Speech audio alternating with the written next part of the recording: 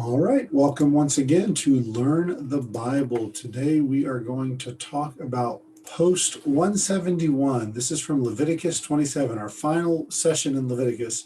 And its title is I Swear to God, and it's all about vows, VOWS, vows. So in this last chapter of Leviticus, God is actually teaching the children of Israel regarding making vows, like what they need to know whenever they make a promise. So the concept of a vow, it's different than simply just making a typical promise to someone else. So you can promise anyone anything. You can tell them, hey, guess what? This is what I'm going to do, and I'll be there at this time. But the idea of a vow, it's a promise made to God. And that's why the term that we use very flippantly in the world today, which shouldn't be because it's using God's name in vain, is I swear to God. People say, I'm swearing before God, or I swear on my life. I swear on all these different things. But when we talk about a true vow, a real promise made to God, it's a serious promise that you intend to keep and that you will keep, and it's only performed with prayer and then paid with thanksgiving. So if I'm going to make a vow, that means that my word is good. I'm going to put myself or my goods or even my family as collateral that I'm going to fulfill my side of the promise. So today, the only vow we often take, I mean, some people, they'll take oaths during certain works, and whenever they, like, for example, the medical students will take an oath to always do what's best for their patients, called the Hippocratic Oath. Um, so there are rare oaths, but there is one vow that we still regularly take, and that's the wedding vow. That's where people say that my entire life, all my goods, all that I have, my entire future also belongs to this other person. And you make that vow before God. You're held accountable if you don't fulfill that vow. This was also true in ancient Israel. So your word had to be reliable. Why? You couldn't just say, hey, let me write you a check. I mean, if you were going to go and spend a substantial amount of money, your word had to be good for it. Many business transactions were performed based on the promise of a later payment. So, for example, whenever we look back in the book of Genesis, we have this situation. It's not a good situation, but Judah actually spends time with this prostitute who, long story short, turned out to be his daughter-in-law, but he made her a promise of later payment by giving her his staff and his ring and giving her signs that he would later pay, because that means he was good for it.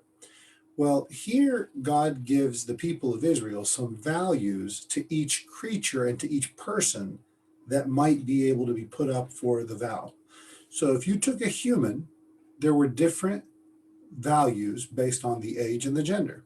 So an adult male that was 30 years old would be worth 50 shekels of silver because of the amount of work you could get out of them, and 30 shekels for the adult female. Children would be 20 shekels for the male, 10 shekels for the female. And then infants would be 5 shekels for a male and 3 shekels for a female. And when you think about it, and then of course there's the elderly. It talks about how they're worth 15 shekels for a male and 10 shekels for a female. So first of all, why are there all these different values, and wouldn't people who are younger be actually worth more? Well, remember, in ancient Israel, there was this year of Jubilee, and there was also this 7-year release of all Israeli prisoners, or Israeli slaves, I should say.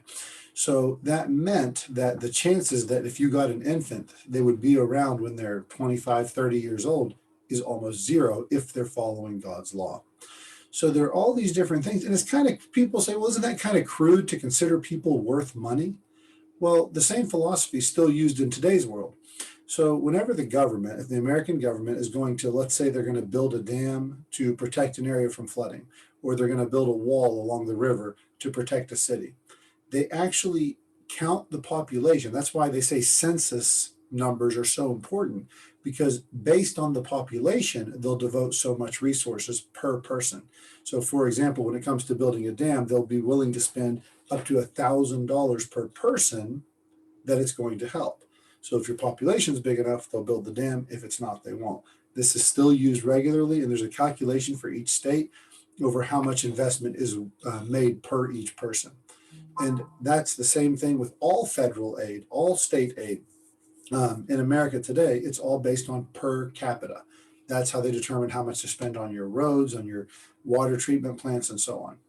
So the same idea of a person having a value is in ancient Israel. Now, whenever I want to go and borrow money, but I don't have collateral, I don't say, well, I'll put up my house against it, or I'll come and work for you for however long. I can say, listen, I will be good for it and I will pay for it. And because I have all these kids, you know I'm good for it, or because I have this big family or this big property. So if you could actually offer to become the servant, either yourself or your children, of the person you're borrowing from if you fail to pay them what you owe. So the more potential labor I have, the higher the value I can borrow or I can take. So if you were going to take a loan from someone and you didn't have property, I could say, listen, my kids will work for you for 5 years if I don't pay this back, or if I can't fulfill what I've promised. And then let's say I happen to be a very poor person. The Bible in this chapter says the poor person, the priest will determine what their value is. So this is all very interesting, and not just the humans, the animals too. They also had an estimated use in their value. And if you put your animals, your livestock, up for collateral and you had to give them up, you could buy them back so long as you paid a 20% additional charge. So you paid back what you owed, plus the 20%, you could buy back what you lost. The land was the same way. All that could be brought back. Now, aside from giving a vow to other people, you could actually devote something to God. So if you gave an offering to God, if let's say you gave your property, your animals, your land to God, and you said, this I'm donating to the priests. Well, that's something that you could not get back. Once it was given to God, it was theirs, it was God's forever. And by proxy, it was the priest's forever. So that also had to do with something called the tithe. The tithe is just another word for a tenth, because 10% of all your goods you were to give to God. And what you donated to the priest or to any kind of holy work, you never got it back. And that included the firstborn of every creature. But God didn't take the firstborn of the children because the Levites took their place. The Levites were considered the firstborn of all Israel. So all that's really interesting. It's kind of cool to see how their old economy worked. But the summary of all this is that the book of Leviticus, and in this particular chapter, it assigns value regarding the worth of people and land and livestock.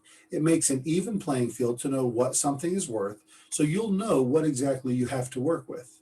And so the people who you're borrowing from know what they can expect to get out of you and what it's going to cost them if you back out of the deal.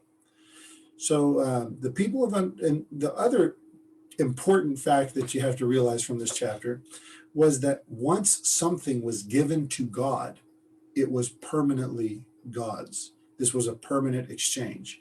There was no such thing as taking it back from God once you gave it to them. And it also shows something that a lot of people don't consider. No matter how young or old you were, no matter whether you were male or female, there were different numbers for everybody, but everyone was considered valuable. No matter where they were in life, no matter where they grew up or what their gender was, they were considered valuable. So what do we take from this passage for us? Well, again, number one, everyone's valuable. You have to remember you are valuable to God.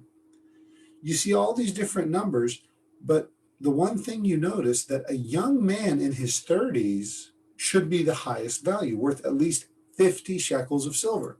That's not a small amount. It's a lot of money if you were to purchase them or put them up against a loan.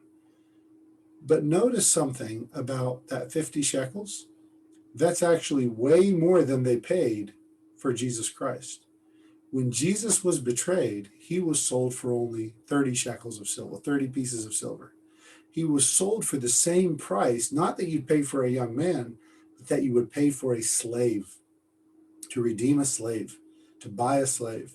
So our Savior, our Messiah, Jesus Christ, he came to earth as the poorest of people. Whenever Mary goes to purify herself, whenever she's unclean, she goes and makes an offering after Jesus is born, at the time of his circumcision.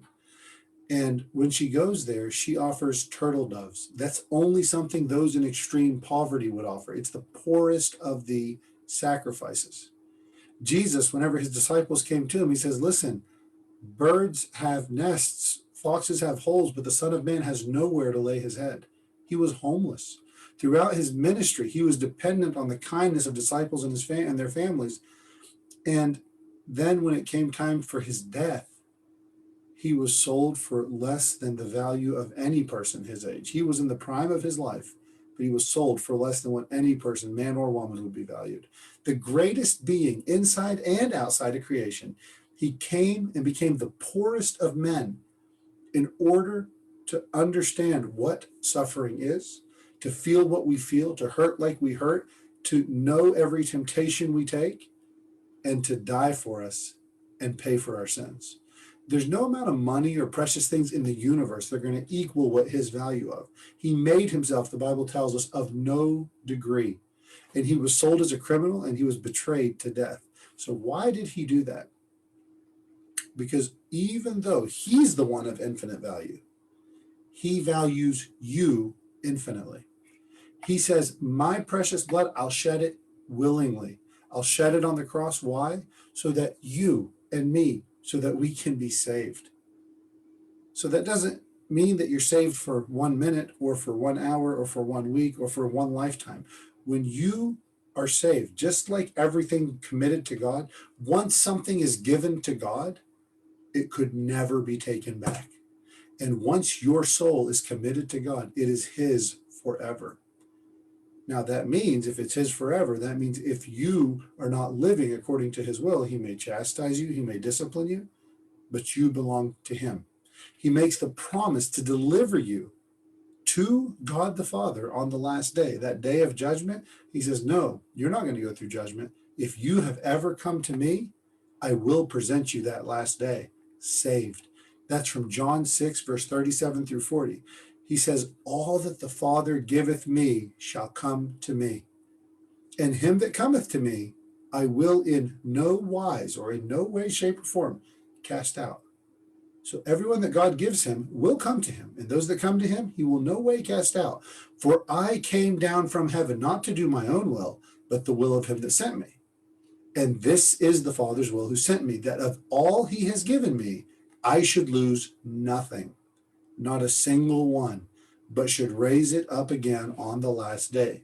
And this is the will of him that sent me, that every one which seeth the Son and believeth on him, everyone, not most of them, not part of them, everyone who sees the Son and believes in him may have everlasting life, and I will raise him up the last day. I pray that you have been sanctified to God. I pray that you know how valuable you are, that the Son of God would shed his own blood for you. And I pray that you tell others how valuable they are to him as well. God bless you. Thanks for joining us on Learn the Bible. Any comments or questions, just throw them below.